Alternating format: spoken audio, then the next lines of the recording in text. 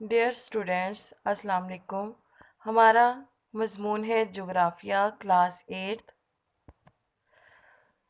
آج ہم اپنے لیکچر نمبر 11 میں باب نمبر 4 کے ٹاپک قدرتی آفات کے بارے میں پڑھیں گے۔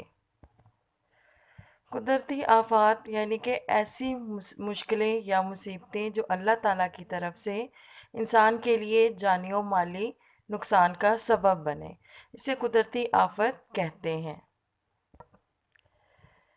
پیچھے ہم نے چیپٹر نمبر 3 میں پڑھا تھا بحر اور بحیرے کے بارے میں۔ آج ہم قدرتی آفات کے بارے میں پڑھیں گے۔ دیکھتے ہیں کہ قدرتی آفات کون کون سی ہیں، ان کے اثرات کیا ہیں، ان کی وجوہات کیا ہیں۔ قدرتی آفات: جب کوئی قدرتی عمل انسان کے لیے جانی و مالی نقصان کا سبب بن جائے تو اسے قدرتی آفت کہتے ہیں۔ یہ ہمارا شارٹ کوسچن نمبر 1 کا آنسر بھی ہے۔ شارٹ کوسچن نمبر 1 ہے ہمارے پاس، قدرتی آفت سے کیا مراد ہے؟ آتش فشانی، زمین کا سرکنا، صحرا زدگی، سیلاب، گرد باد، زلزلے اور جنگل کی آگ وغیرہ وہ قدرتی مظاہر ہیں جو انسان کے لیے تباہی کا باعث بنتے ہیں۔ ذیل میں ان قدرتی آفات کو بیان کیا گیا ہے۔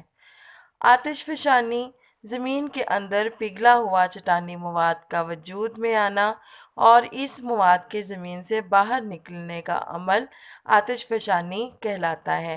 یعنی کہ زمین کے اندر جو پگھلا ہوا چٹانی مواد ہوتا ہے وہ میگما کہلاتا ہے، اور جب وہ زمین کو پھاڑ کر باہر آ جاتا ہے تو وہ لاوا بن جاتا ہے، اور جب وہ لاوا ٹھنڈا ہوتا ہے اور یہ عمل جو ہے وہ آتش فشانی کا عمل کہلاتا ہے۔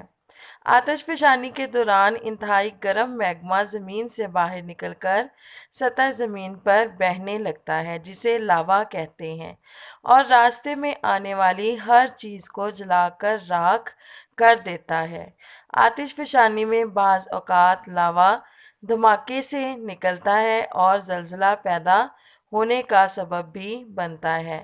یعنی کہ بعض دفعہ ایسا ہوتا ہے کہ آتش فشانی کا جو مواد ہوتا ہے وہ زمین کو ایک دھماکے کے ساتھ جو ہے وہ باہر نکالتا ہے، تو تب زلزلے کا جو ہے صورتحال پیدا ہو جاتی ہے۔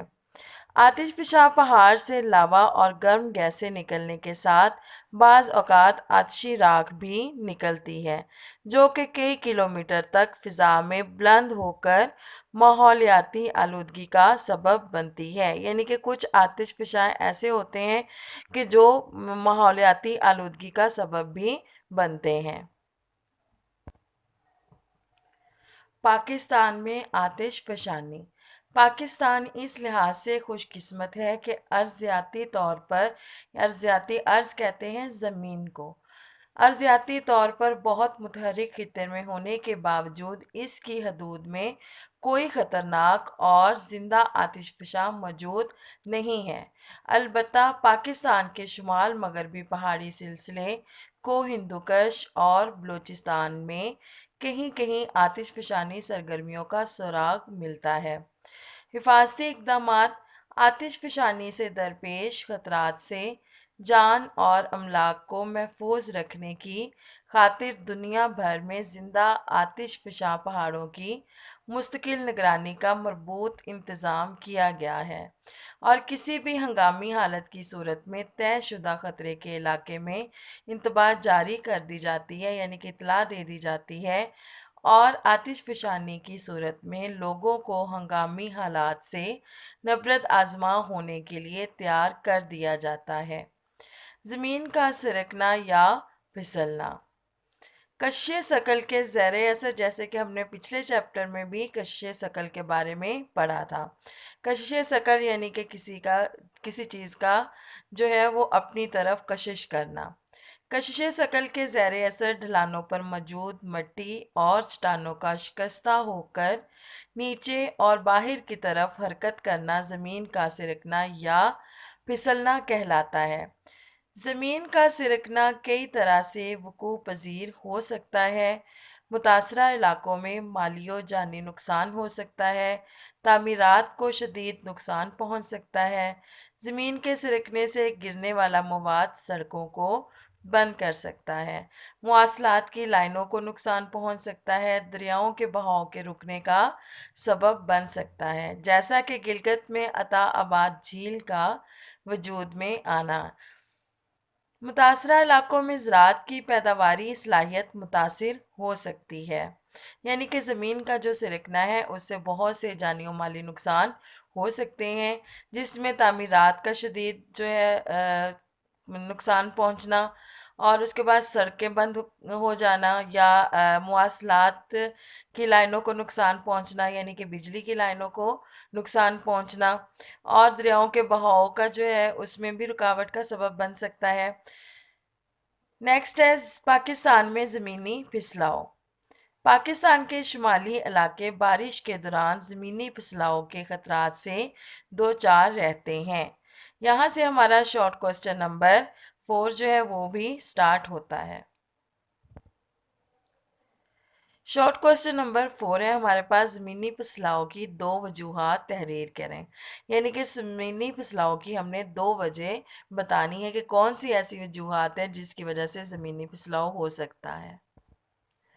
اس کا آنسر ہمارے پاس یہاں سے سٹارٹ ہوتا ہے، ترقیاتی کاموں کے لیے اور دور دراز علاقوں کو آپس میں ملانے کے لیے جب پہاڑی علاقوں کو کاٹ کر سڑکیں بنائی جاتی ہیں تو اس سے پہاڑوں کی ڈھلانیں کمزور ہو جاتی ہیں اور بارش کے نتیجے میں زمینی پھسلاؤ کا شکار ہو جاتی ہیں، یعنی کہ پہاڑی علاقوں میں ایک علاقے کو دوسرے علاقے سے ملانے کے لیے یا تجارت کے لیے یا ترقیاتی کاموں کے لیے جو ہے وہ پہاڑوں کو کاٹ کر سڑکیں بنائی جاتی ہیں، تو سڑکیں بنانے سے کیا ہوتا ہے کہ ان کی جو ڈھلان ہوتی ہے وہ کمزور ہو جاتی ہے، اور یہ جو کمزور ڈھلانیں ہیں اور جب بہت زیادہ بارش ہوتی ہے تو زمینی پھسلاؤ کی وجہ بنتی ہیں۔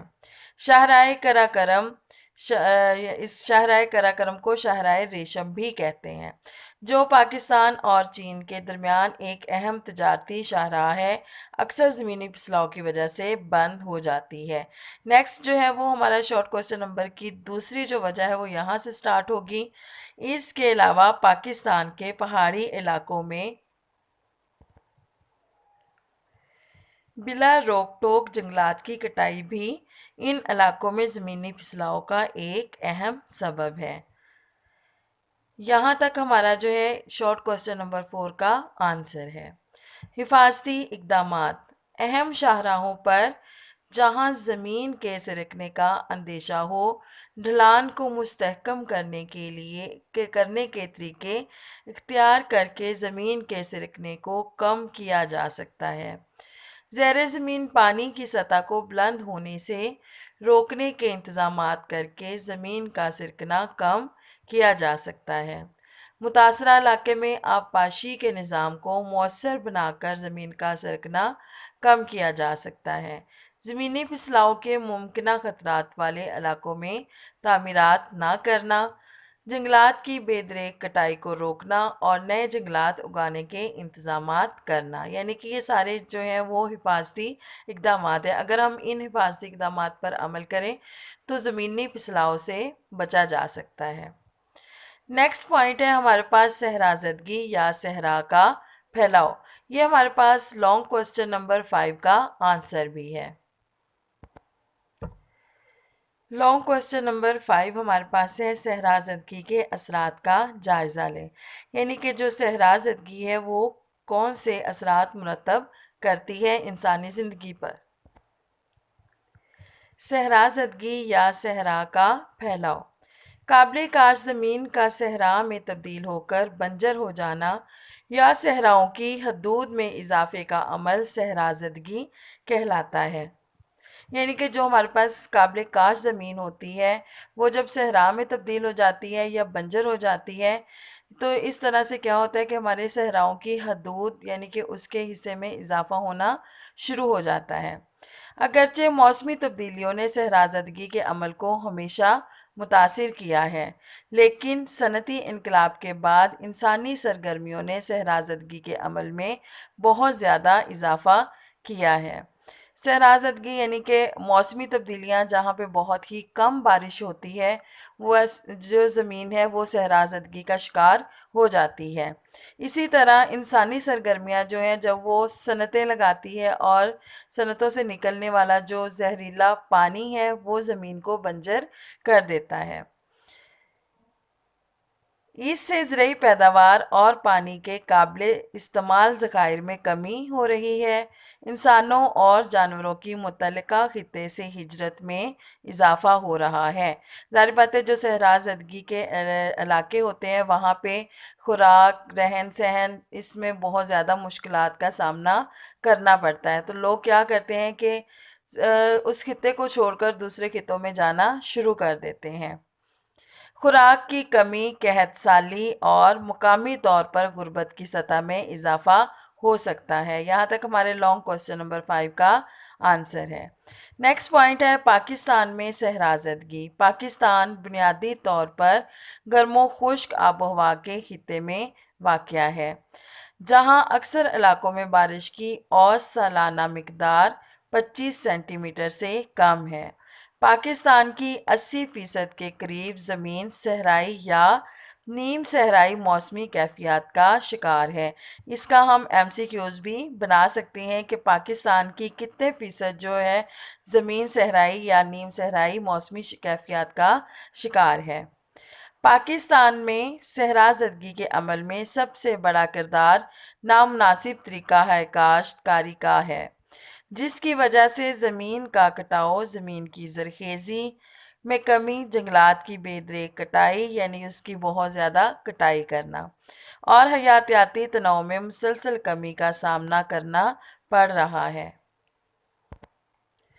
حفاظتی اقدامات: جنگلات کا رقبہ بڑھا کر موسمی شدت کے اثرات کو کم کرنے سے بتدریج صحرازدگی کے عمل کو کم کیا جا سکتا ہے اور درختوں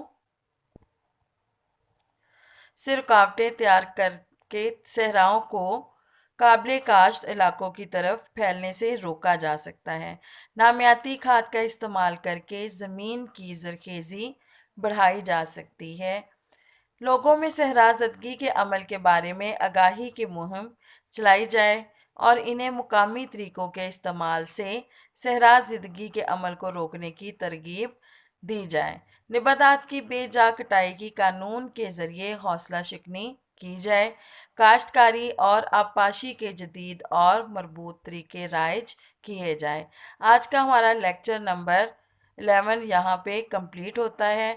اجازت دیجیے، اللہ حافظ۔